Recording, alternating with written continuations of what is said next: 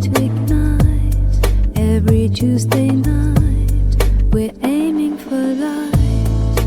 Build and be found, let the knowledge flow. Together we'll thrive, let the journey grow. Hey everyone, and welcome back to Build and Be Found. I'm Malka Maxwell Shapira, and today we are diving into one of the most powerful strategies in SEO that most creators completely overlook, and that is building evergreen content that continues to rank and bring you traffic months, even years after you publish it. And if you're tired of chasing trends and constantly creating new content just to stay visible, this episode is for you. We are talking about the long game, the content that becomes your digital asset, working for you 24/7 in the background. So let's get into it. The Evergreen Content Foundation. What makes content evergreen? And the answer to that question is going to be answered with another question, and that is defining what evergreen content actually is. Evergreen content is material that remains relevant and valuable over time. It is not tied to current events. It is not tied to current trends, and it's not tied to current dates. Evergreen content can be viewed as a tree. You know, it stands year after year after year, providing value continuously. And that's what your content should be able to do. The opposite of evergreen content is what's called timely content. And that is news articles and articles or pieces that are relevant to trends. The topics where people say, hey, what happened this week, in the title, that's timely content. And a lot of times, timely content is used to spike traffic, but the traffic does die off quickly. Evergreen content is a slow burn, but it compounds. I like that analogy. It's actually a very good one. So why does this matter for your business? Why does this matter for your business? I was going to say how, but why? We want to deal with the why before we go to the how. And the reality is this, that most creators and businesses are stuck on the content treadmill. They publish something, it gets a burst of traffic, and then it disappears. So they publish something again, and that gets a burst of traffic, and then it disappears. And again, and again, and again, and again, and again. It's very exhausting, and this strategy is not scalable. Evergreen content changes that equation, and it does so by the fact that you create content once, and if you optimize it properly, it becomes a permanent traffic source.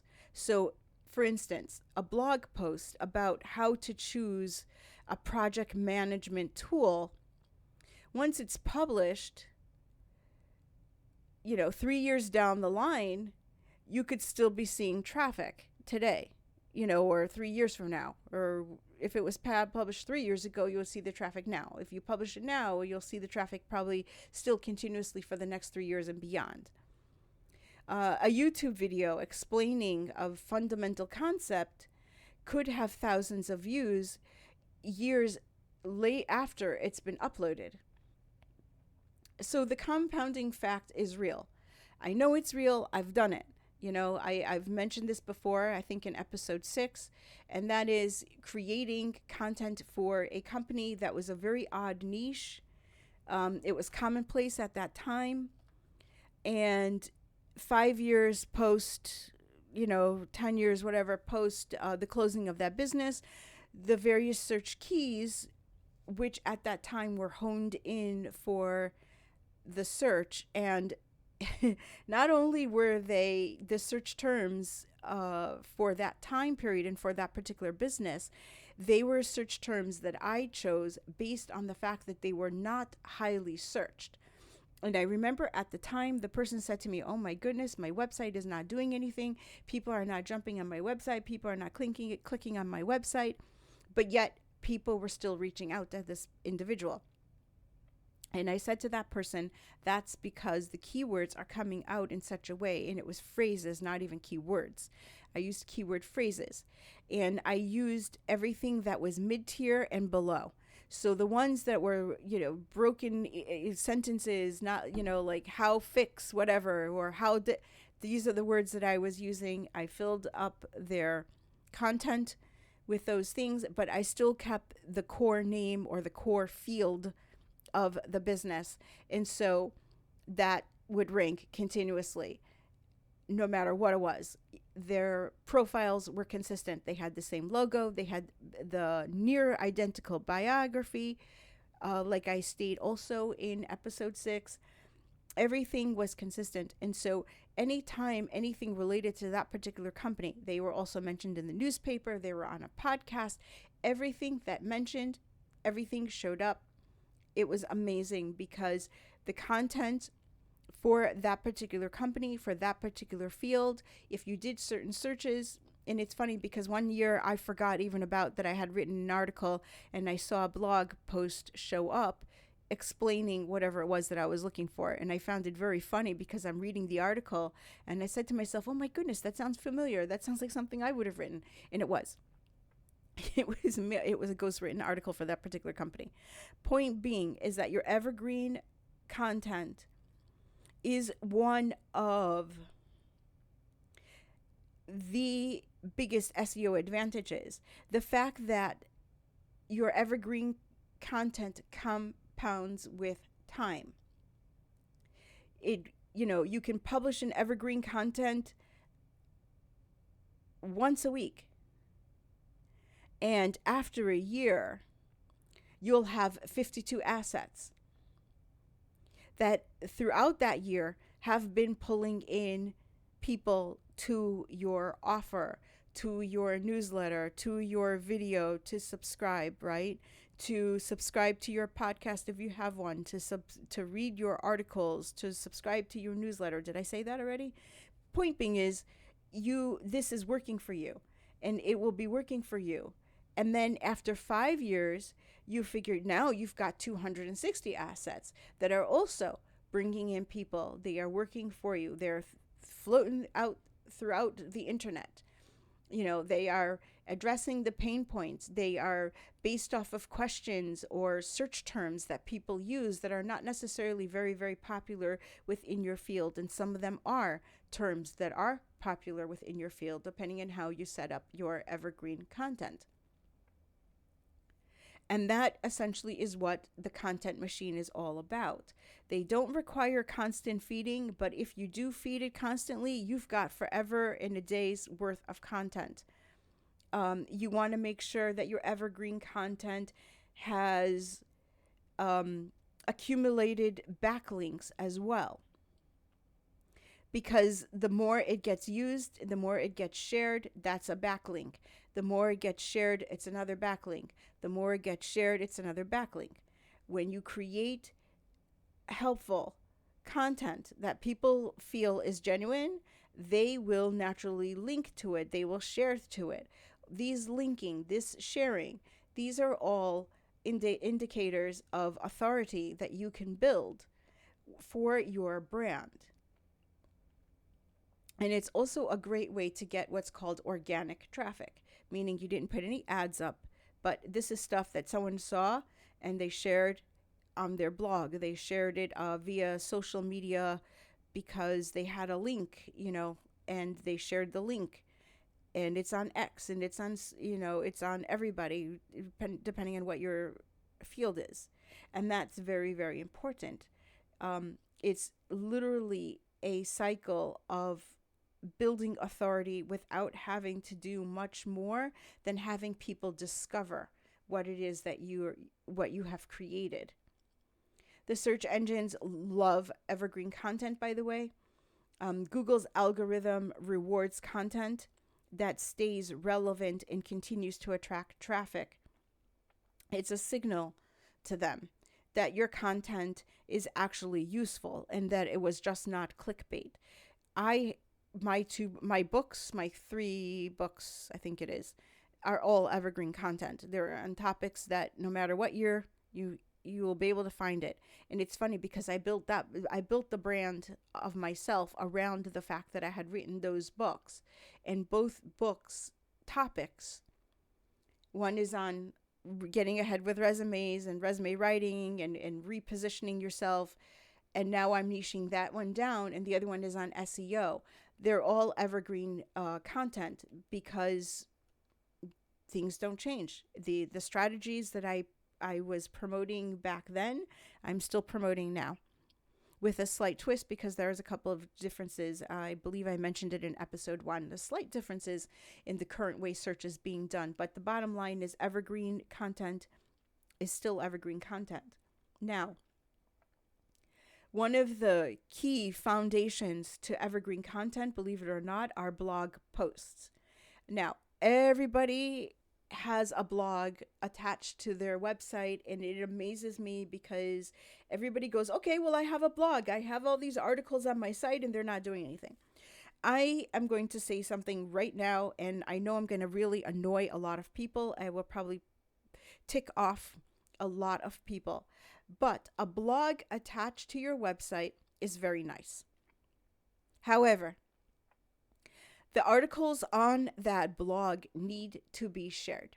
So if you are not manually clicking the link in the address bar and putting it into your social media, then it is not being shared. Okay? Now, a lot of people write blog posts and they think, oh, wow, this is I'm just going to write about whatever I'm thinking about today. Yes, that's a good idea. However, on your blog, you must have foundational, you must have core blog posts, cornerstone blog posts, okay? Because the blog posts are going to be the foundation of the majority of your evergreen content and its strategies. Why?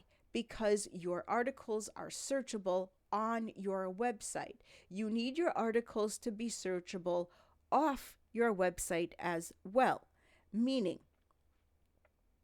they need to be indexed, which means that from a technical point of view, you have to have them structured correctly so that they will get indexed. They do not necessarily have to have a date on them. I've noticed in the more recent years, a lot of blogs do not have dates. That's okay. But the point is, you want it to be able to get indexed. You want to make sure that the blog post on your blog that's sitting on your website or on whatever blog, and I'm saying specifically your website because a lot of people do not put the shareable buttons.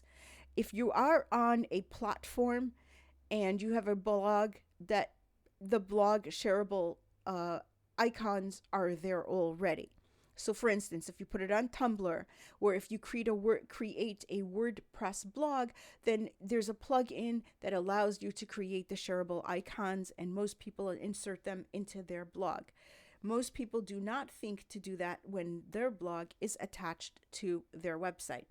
So not only do you want your blog post to be indexable, meaning it has its own page and the search engines will see such and such /blog/ the name of your article, right? Such and such.com / the blog, right? That you want it also to be shareable. And believe it or not, blogs, I think, have the longest shelf life of all content formats on the internet. You will be surprised that you can still get blog posts going back to the 90s, sometimes depending on the topic. And if you create blog posts that are relevant to your space, that share pointers that are going to be good 2026 and beyond, and anything prior to 2026, then more than likely that is content that is evergreen. And the funny thing is, if you write a blog post today in 2026, it will probably rank in Google search results for those terms, for your keywords, for years to come. Every month, people are always searching for solutions. Every month, every day, people are using their AI search systems. So they're searching by mouth, by words, right? They are searching by text, fingers using their text, or writing in the text rather. So they are searching by words that way as well. And they are looking for solutions to their problems. They are looking for the solutions to their problems. They're not looking for problems. They're looking for the solutions to their problems. And if your post is aligned properly, your post should be addressing that. And if it addresses that pain point, then it will be found within the traffic, and it will generate passive traffic, because it'll show up in the searches. People will click on the link, they'll read the whole article, or the AI will summarize parts of your article in its results, which will then give people a reason to look at the link if they want more information.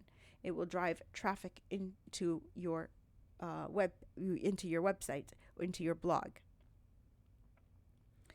The big question, though, with Evergreen Topic is, what the heck do you write? Where do I find the topics for that? And so my suggestion is, the first step to finding topics worth writing about is you need to have consistent search volume from the topic, right? These are the things you're going to be considering. But you also want low competition. And you have to display a certain level of clear intent. So here's my process. Start by offering core expertise. Meaning, what problems do my customers have? This is how I've come up with it, and this is how I built. What are the problems that my customers have? What are the people, even if they're not my customer, if people wanted to hire somebody like me, what would be the problem, right? What questions do I get in emails or in DMs, and I've had them in the past? What kind of support have I been asked to offer? These questions are gold, because these are real problems that people are actually searching for. And then the next step is to validate the search volume. And so using tools like Ahrefs, SEMrush, even Google's free keyword planner. And here's another one, using the search, when you type in the word, the auto suggest. All of those are great tools, because you're looking for keywords with a decent amount of search. And if they show up, then that means that there's a significant amount of search. Ideally, you're looking for words that have 100 plus searches per month. And you are not going to be looking for words that are high competition. If I remember correctly, Google's free keyword planner will actually separate them high, medium, low, in terms of search terms, that in terms of the competition for certain search terms. I tend to use medium to low in my search for my keywords. I know that it's a lot faster sometimes to rank for the mid to low keywords, and so that's why I tend to do it. I will throw in the high search words as well. So when I put my search words out, I'll go with the lowest first, then the medium keyword, then the high keyword, and then I'll repeat the low keyword, the medium keyword, the high keyword. That's usually how I do it. And that's how my information for people, my blog posts in the past, have ranked. And then you also want to make sure that you have the name of the company, the individual, whatever it is, the service, also reflected within those three, repetitive pattern of 3 keywords. So, but you don't want to put too many. And then what you could do is focus on long tail keywords. And when I say long tail keywords, it's more like a question-based query. So for instance, how to set up a morning routine is more evergreen than the words morning routine, because when someone asks how to set up a morning routine, you can target the target for your content will probably be, it'll be a lot more targeted. If you do morning routine, your target, your content, and to a whole bunch of other people who remotely have the word morning routine in their content will be showing up as well. You can take the example of what's the best project management software for remote teams. That's very, very specific, that type of phrase, that type of term, right? As opposed to the term project management software. Now, that doesn't mean project management software should not be used as a keyword. I would not make it the first keyword. Okay, I would make it like the 6th keyword, because initially your first couple of keywords are going to be your ones that are going to be ranking initially, at least the first 10. And that's how I would do it. And then I would make sure that because I have both words, project management software, in both terms, the probability of my content showing up for the word project management software will be higher. So the other thing that you can do is also look at what's already ranking. So if you search for, let's say, your target keyword, see what comes up. Can you create something better than the content that's already showing up for your keywords?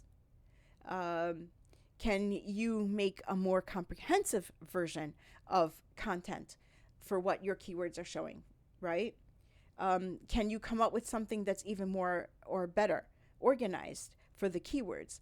Is the information showing up for your particular keywords that you want to use, is it recent? So if yes, then that means you have a shot at ranking. Okay? And that's something also that you can definitely consider. Now, how do you structure your evergreen blog posts? Is the next question that most people say. Okay, so great. I got it. I hear this whole rambling on about the keywords, but how do I structure? So the answer to the how do I structure is very, very simple. You have to start with a clear, benefit-driven headline. Now, up until now, and I see this a lot, and I'm actually kind of guilty of it every once in a while as well, and that is Project Management Tools Explained. That would be the headline of an article. However, an alternative to that headline is how to choose the best project management tool for your team in 2024. Now, it's not about how long the title is, it's just the inclusive sets of words within the title. If you cannot get the whole entire title on the title section, because more times not, the title of the article becomes the web page address, right? I would use that as a heading inside your article itself, and then the subheading as well. This way the page still ranks for that because it's within the upper part of the web page, which is the part that usually gets scanned fastest. Now,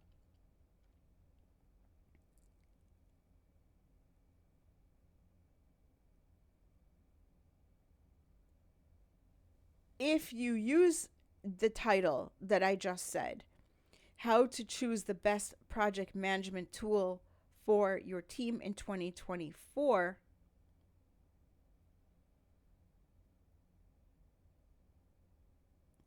you are dating it. I actually have a podcast episode that has a year in it for 2026. However, the content within it states it's 2026 and beyond. And if you would do something like that, then you wouldn't date your content. Although evergreen, it may have a shelf life. And so narrowing down the title to how to choose the best project management tool for your team makes it a timeless piece of content as opposed to a dated piece of content. In the content, you also want to include a clear introduction that addresses the reader's problem directly within literally the first paragraph. They should know, is this for me, when they read it? The reader should know, will this answer my question? If you need to, you could use a table of content in your article. I don't do it very often, but I do know that this is very good. And the reason for that is because it helps the user experience, and it also helps the search engines understand your content structure, what's going to be listed right within your content.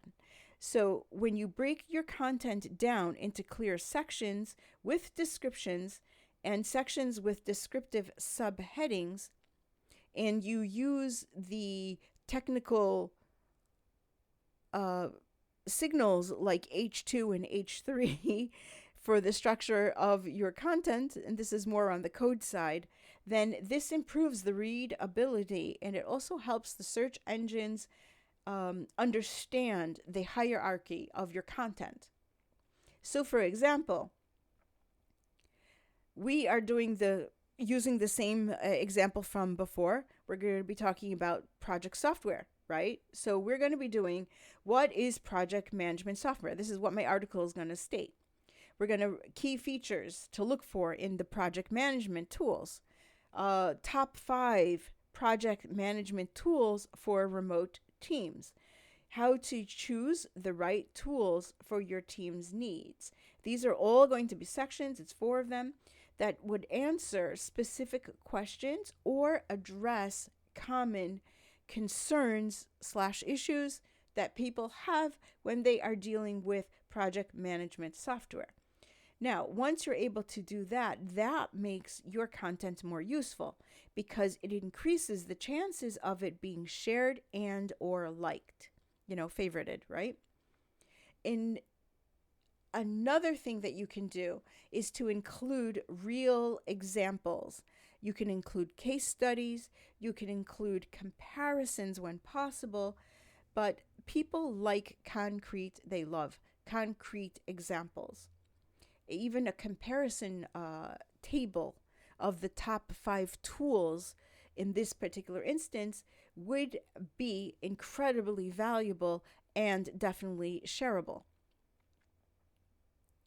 The other thing that you can do for your Evergreen content is to make sure that, yes, it's still optimized for SEO, but SEO for humans. You want to write for humans, but you want the software to parse that information.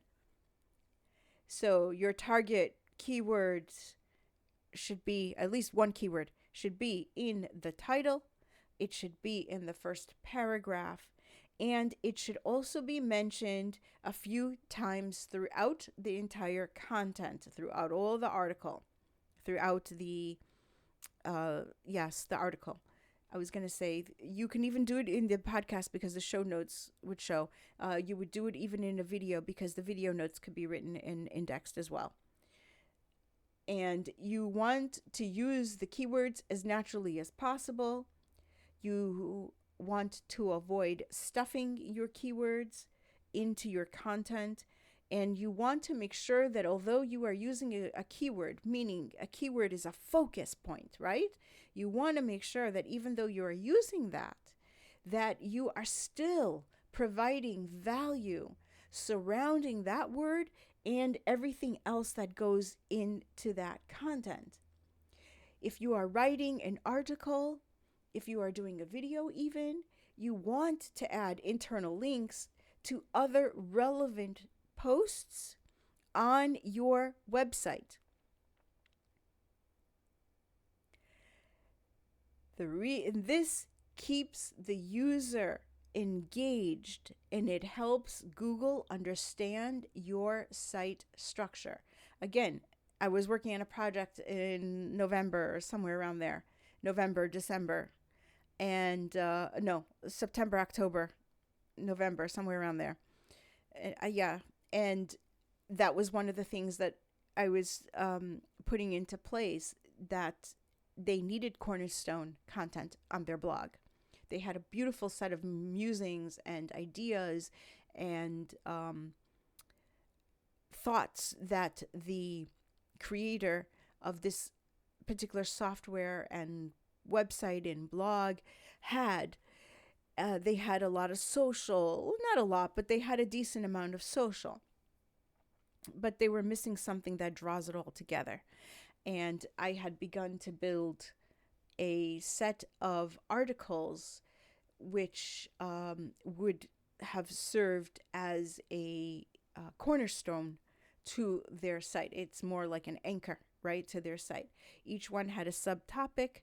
It was exploring the hows and the whys, and each one actually was structured so that it would link back to the very first cornerstone piece of article. So, and like I said, it's amazing because it gives the search engine something to follow. The search engines is going and looking at the different sub pages and going, oh, so that's how this website is structured.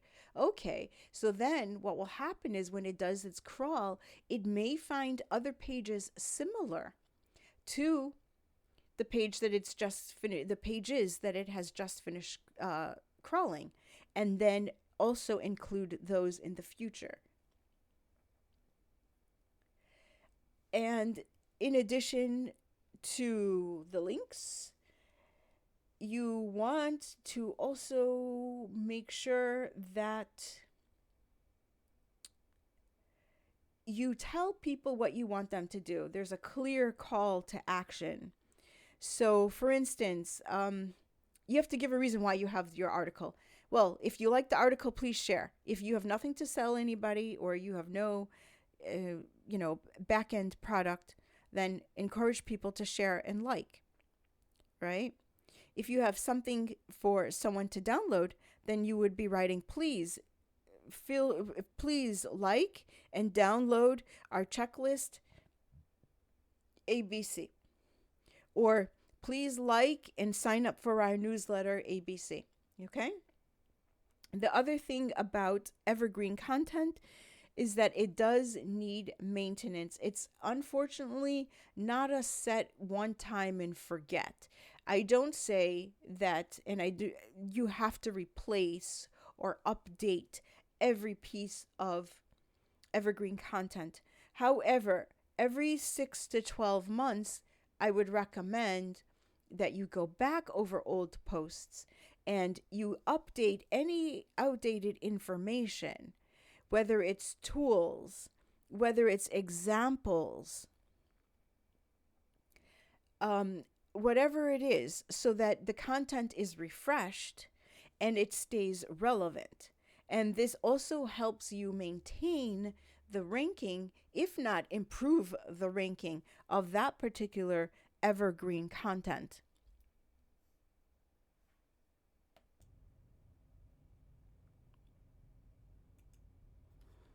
Another evergreen content is videos. And videos are considered, I think,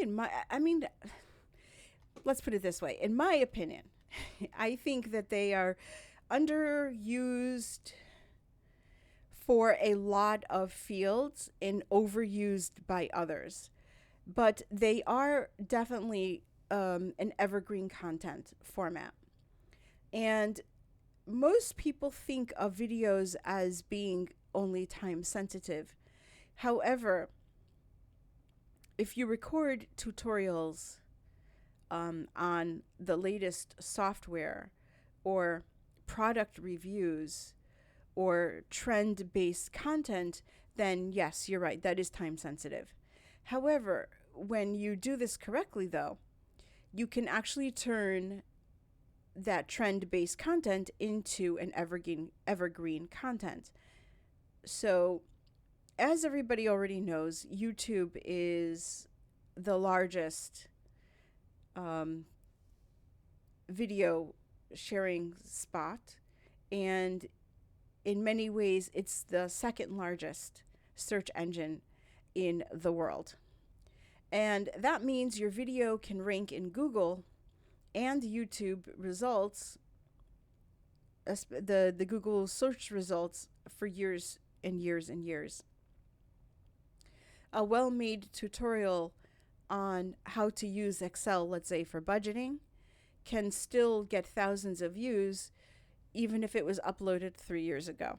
And if you look in the searches, depending on which search you use, but but most of the searches like that I use, I usually get videos in the search results, and I believe everybody does too. And I use kind of peculiar browsers, so I use Brave, and so they don't come up all the time. But when there is a video and a massive amount of content, those usually come up. If you use Google, you'll definitely see the videos in the content as well. And who knows how long ago some of those videos were made. I look sometimes and I'm amazed because it was a year ago, it was 5 years ago, it was 8 years ago, depending on the topic that I'm looking up. And yet I find what Google and AI feel are the best search results to my query. So to create evergreen video content, you would definitely have to start. The methodology that I'm going to go with is, again, you want to come with a clear title. And the title should probably mention a benefit as well. And that's the funny thing, the challenge that I've been going through with this podcast. I not only have the audio, but I have to turn it into a video. And I am not doing major videos at the moment. I'm not showing my face. So I'm using just a logo, and it'll say the name of the episode as well. And turning it into an evergreen content is a challenge because I have to take the name of my episode as I have it written for the podcast, and I have to change it slightly so that it will also become evergreen content on YouTube as well, and that the searches will eventually pick it up. And I have noticed the searches have picked up a few of these episodes. One of the things that I would suggest is, if you are using video, do your best to avoid dates or time sensitive language. So, for instance, if you want to call your video "How to Use TikTok in 2024," then I would suggest you name the video "How to Use TikTok for Business," and then in parentheses 2024 update. Or you can even create a title that basically says "How to Use TikTok for Business," and that stays simplistic. It appears to be timeless. And more than likely, the person who's recording the video or speaking in the audio will mention something that is of the time. Some of the things of these softwares and some of these platforms, their changes are slight. They're not drastic changes. There are things that people are doing in LinkedIn. They did, a decade ago when LinkedIn was first launched. So it doesn't hurt you to use a generic title for tutorials or how-tos. if you are creating those type of videos for your business or for whatever it is reason that you are choosing to. Another good suggestion for video creation is to come up with a hook or a good thing to say the first 10 seconds of the video. And the most preferable thing to say, I'm trying to collect my thoughts here. The most preferable thing to say is to state the problem that your audience came to your video for, and then promise them a solution for the problem. So for instance, and it sounds very commercially when you think about it, but this is the way it would probably fall out. So we're going to go back to the TikTok example. So you would say in the opening of the video, are you struggling to get your business noticed on TikTok? In this video, I'll show you exactly how to create content that gets seen without spending a dime. Now, that grabs the attention of the listener. And I don't know about you, but I don't necessarily sit and watch videos. I tend to listen to them. So either way, goal met. The next thing that you want to do with your video is try to structure it in a way where it appears as a tutorial. You can break it into clear steps. You can use on-screen text to do so. I am really bad with that so far. I'm I'm relearning the editing process. I've taken it for granted that when I started my podcast, I had help, and now I'm doing it by myself. So I will be also putting in segment sections, as I sedge into one topic into the other. I think that's very important. And there's no point on telling people to do this when I myself don't. So please, in this particular case, do as I say. And don't hold me accountable yet for not doing what I say. But back to setting up your video. You want to also insert visuals, annotations to make it easier to follow. And these little tweaks, if you will, to the video also helps improve retention, and it also helps with your SEO. The one thing about the videos is that it's about watch hours, and it's not just about how many people click on something. So that's where your SEO would come into play. And also at the end of your video, you want to give people something to do, which means you want to give them a clear call to action, right? You want to tell people, hey, if you like this video, please click and subscribe. Now, the funny part is a lot of people do it now in the beginning of their videos instead of at the end of their videos, because a lot of people don't necessarily wait till the entire video plays through. So a lot of people try and catch you right when you first open up the video. Hey, like, subscribe, and share, or something like that. But that is your call to action. You can also tell people in your video, if you are downloading a free guide, please go to, and tell them where to go, right? To get that guide.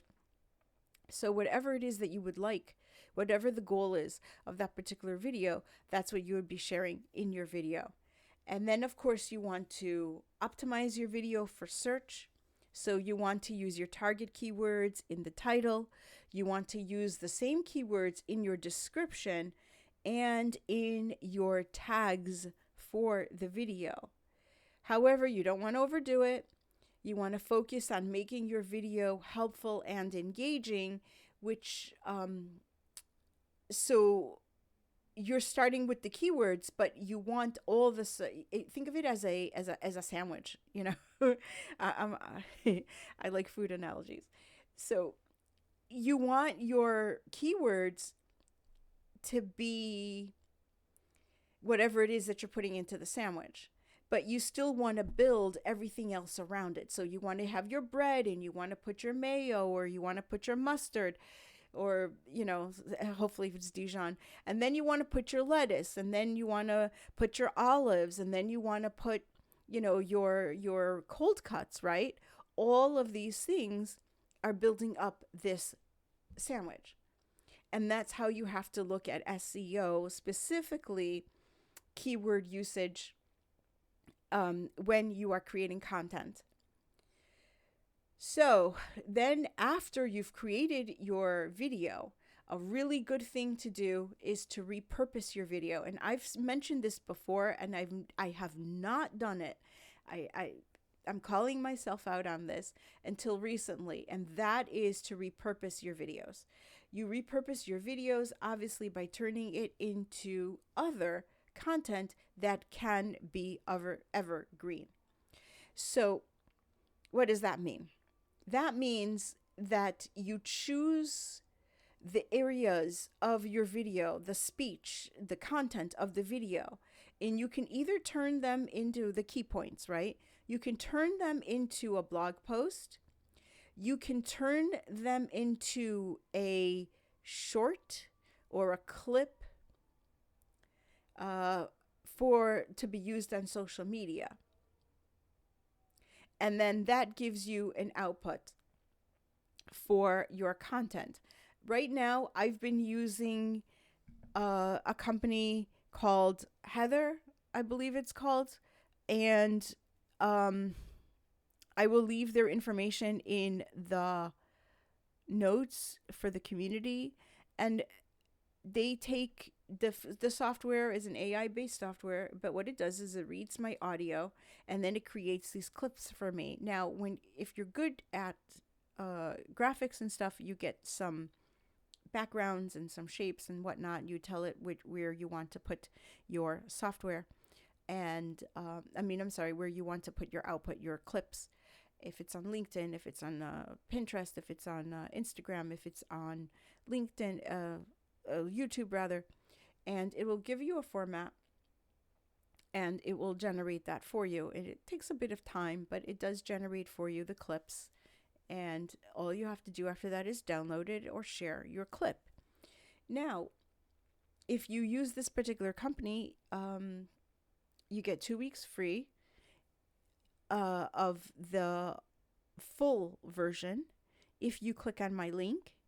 And if you join and become an affiliate yourself, then you will get also 1 week for every person that you share that shares your link with others as well. Okay. So, we're going to talk about another type of software. We're going to talk about another type of evergreen content that I am now doing. I've been aware of it for a very long time. I was self-conscious about it the same way I'm self-conscious about my videos, and that is podcasting. And podcasts, you can actually call it the silent workhorse. And the reason why I say that is because it's usually overlooked for its evergreen value. Most people think of podcasts as something that is time sensitive. But a well-recorded, a well-edited podcast episode can be evergreen. It's a discussion that happens way after you've stopped having that discussion. And it's just one of those things. I think the key to avoid while making a podcast is to reference current events, trends, and time-sensitive data. And the reason why I say this is because a few years ago, during the COVID time, people were making podcasts, and it's kind of funny because the content was not necessarily evergreen, but they were referencing the time frame when they made it. And I've heard quite a few podcasts that way this year, just out of curiosity. And I think it's very important that, and I actually stopped listening because I was like, oh, but they just did this because it was COVID. They were trying to do something, keep themselves busy.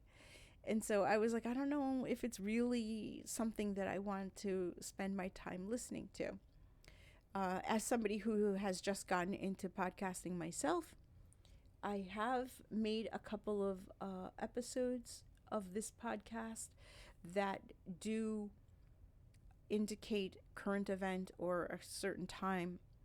However, majority of the episodes, the focus of them are on timeless principles and on timeless frameworks, which I think is very, very important.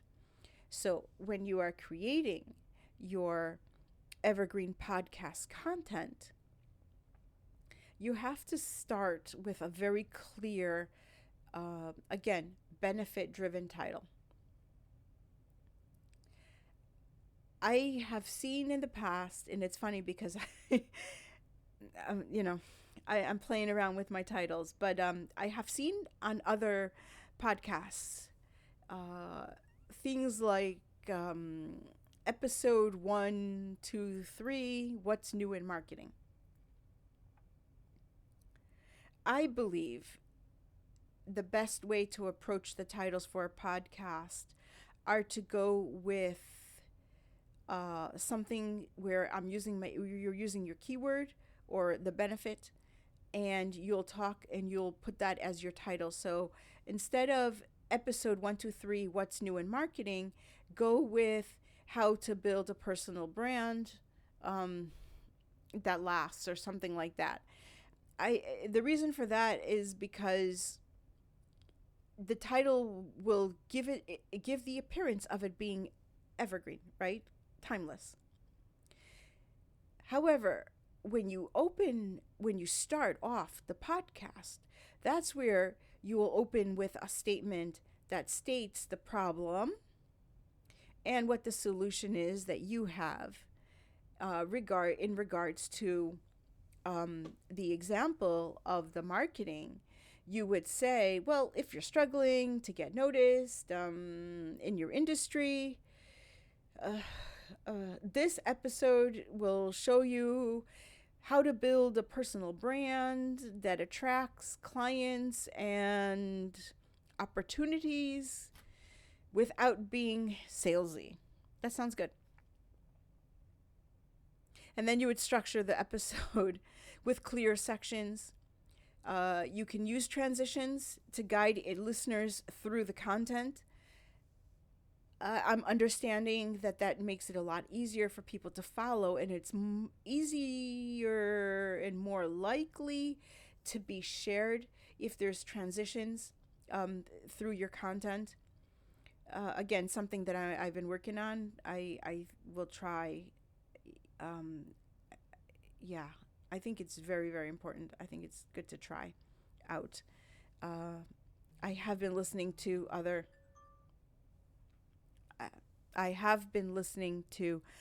podcasts, and I have heard transitions, and I said, oh, okay, this reminds me kind of almost like a radio station where they have commercial breaks and they've got jingles and stuff. So those little cues, those audible cues that are musical, are really good because it does bring you back to focus, or it wakes up the brain, so to speak, to listen to the next set.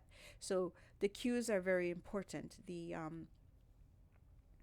that you put in, the transitions. The other thing is you want to make sure that the episode is shareable. You want to make sure that it is easy for people to follow your podcast as well. And then again, like all content, make sure that you include a summary or a conclusion that summarizes the episode, or something that summarizes the key takeaways. Sometimes in my case, I have it written in the notes or actually in the description, and sometimes I will just verbally say it and then try to remember to put it into the description. And then you also want to have a clear call to action, such as like, subscribe, leave a review, visit a website, sign up for a newsletter, the usual things that we usually ask people to do when they interact with our content. So after creating your video and making sure everything is good, then, or your podcast rather, because we are talking about podcast now, we did video beforehand, you want to make sure that your podcast is optimized for search and discovery, which means that you want to put a detailed description with your keywords. Including a timestamp may help. It supposedly helps with SEO. I'm not sure about that. I'm on the fence about timestamps being helpful to the SEO, but I do know that clear description and title will definitely help. And then you want to be able to repurpose your podcast. And a lot of people tend to take their podcast segments and create evergreen assets, such as transcribing it and turning it into blog posts. They take out key quotes for social media. You can do quotes, written, text quotes. You can actually turn the audio into a video with visuals and or text. You can turn it into a clip or a short. So there are several ways that you can turn that content into other evergreen products that will increase your reach to your audience.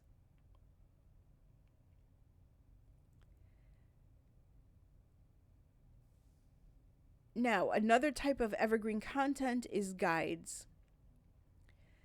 And everyone says that this is the ultimate evergreen asset. So you may be asking why. Why are guides the gold standard? Why are they the cream of the crop, so to speak, right? The creme de la creme of content, and specifically evergreen content. And the reason for that is because guides are comprehensive. They are detailed, and they are designed to solve a specific problem. And a well-written guide can rank for multiple keywords and attract traffic for years to come. A guide is a digital product, obviously. You create it once, and then you just let it do its thing. Now, sadly, sometimes guides do sit on the internet, not downloaded, not viewed. But depending on how you set your guide up, it can come up in the searches, okay? So you want to make sure, again, your title is the key, is at least one of the keys for your product to show up in the searches. You want to avoid vague titles or words such as, a marketing guide. So instead, you would use the word like the ultimate guide to building a personal brand, generic, or the ultimate guide to building a personal brand in 2026, right? Or better yet, the ultimate guide to building a brand, a better brand, a personal brand that lasts. That's even very general, but it's tailored close enough to be something that anybody who wants to search for it, no matter when, will feel that they've got the answer to their question. You want to make sure that there are sections and subsections in your guide, because that it makes it easier for people to read. And believe it or not, when it gets indexed, it will help with the indexing in the SEO search. When you're creating your guide, some things to add to it would be case studies, real life examples, templates, if it's possible, because those three areas are things that people perceive as actionable content. And so having the guide just speak and not give them anything else, not giving them something tangible to work with is ideal. I mean, it happens, but it would be better if you added those things. And then you want to make sure that your target keywords are in the title, they're within the first paragraph of your content, whether it's the sales page, whether it's the, hey, download from here, the lead magnet, or it's the first page of the first paragraph, rather, of the actual content. And you want to make sure that the keywords fit in naturally, obviously, right? And then here's something that most people don't probably think to do, and that is to update your content within every 6 to 12 months. And the reason for that is you just want to refresh it and see if there's any new tools that are better than what you put in. If the information is the same, if the example, maybe you have better examples than the ones that you had quoted in your guide the first time. So that's why you want to do that. You want to make sure that you are constantly updating them. Funny thing that just came to mind as I was speaking is that if you publish books, the platform that you publish for will oftentimes send you every couple of months a reminder to re-upload your content, your book, because they want to refresh their servers. So it's very interesting. A lot of people don't probably think about that. So there you have it. We've discussed 4 very powerful formats for creating evergreen content that ranks and it gets found months and or years later. Blog posts, and those are blog posts, videos, podcasts, and guides. They can all become varying types of long-term traffic sources if you do it correctly. And the key to all of this is to focus on the value, not just on trends. You want to create content that solves real problems and provides real solutions. You want to make sure that your content is optimized for search, but you want to make sure that the content itself is written for human beings, meaning that if, as a human being, I open up your guide, I want to be able to look through it and read through it and understand it. It's written in such a way where it's comprehensible, I want to be able to read your article, and I want to be able to have a couple of action steps to follow because I can actually read your article. And then, of course, the other element to having the evergreen content is to make sure that you update it regularly. Do keep good notes to let you know what it is that you wrote, when you wrote it, and where you uploaded it. If you have a blog of your own, go to the earliest posts and then update those every so often. Every 6 months, every 12 months, go through 6 articles, go through 9 articles, go through 3 articles, depending on how many articles you have, and go and update them. New resources, perhaps you have a different point of view even, and you can reference the original article by link in your newer updated article. Evergreen content is built specifically for the purpose of being long-term, and it's part of a very long-term strategy, and it takes time to build it, and it takes time to see a return from it. But once it is up and it's running, then it really does work for you behind the scenes 24 hours, 7 days a week, 365 days a year. So this is Malka Maxwell Shapira. Thank you for listening.